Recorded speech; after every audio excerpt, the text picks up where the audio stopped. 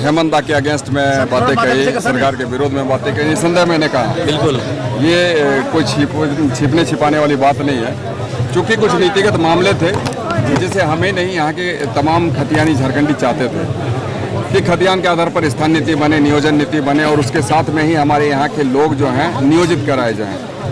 और ये बातें मैं नहीं कहता सर, ये बातें हमारे झारखंड मुक्ति मोर्चा के संविधान में लिखी हुई है।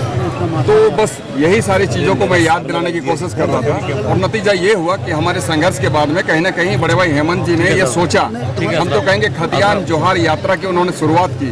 उसके साथ साथ में एक खतियान आधारित स्थान नीति, नियोजन नीति कैसे बने इसको लेकर उन्होंने पहल किया, कैबिनेट में लाया। उसके बाद में उन्होंने विधानसभा में लाकर उसे विधेयक बनाकर पारित करते हुए राजभवन तक पहुँचाने का काम किया। ये बातें अलग हुई कि राजभवन में इसे एक सिरे से खारिज किया गया। तो हम समझते हैं कहीं ना कहीं हमारे यहाँ की जो विपक्षी दलें हैं जिनके द्वारा ऐसा करना संभव हुआ है, जो कि तकलीफ दे है। अगर हमारे विपक्षी दल इस तरीके से साजिश से नहीं रचते तो हम समझते हैं कि ये सारी नीतियाँ आज धरातल पर उतरती और हमारे यहाँ के लोगों को इसका फ़ायदा मिलता।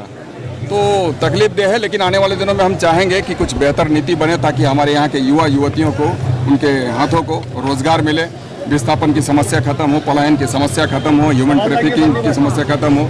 तो ये तमाम समस्याएं हैं जो कि चैलेंजिंग है। हम तो कहेंगे यहाँ शिक्षा चिकित्सा की जो स्थिति है वो भी बेहतर बने।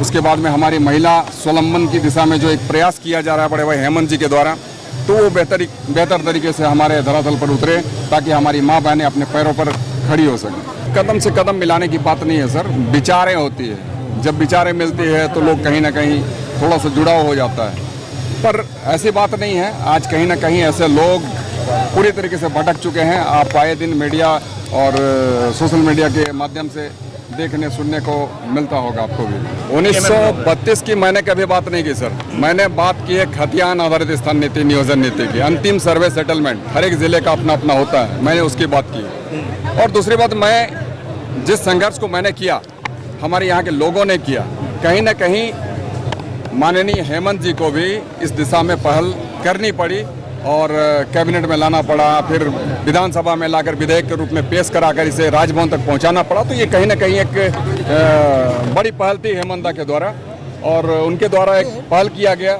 मैं इसे तवज्जो देता हूं, उसकी मैं वंदना करता हूं, प्रशंसा करता हूं। इसलिए सर ये तो सिल्ली के निवासी बताएंगे कि किसके पीरियड में कौन सा कितना बेहतर काम हुआ है।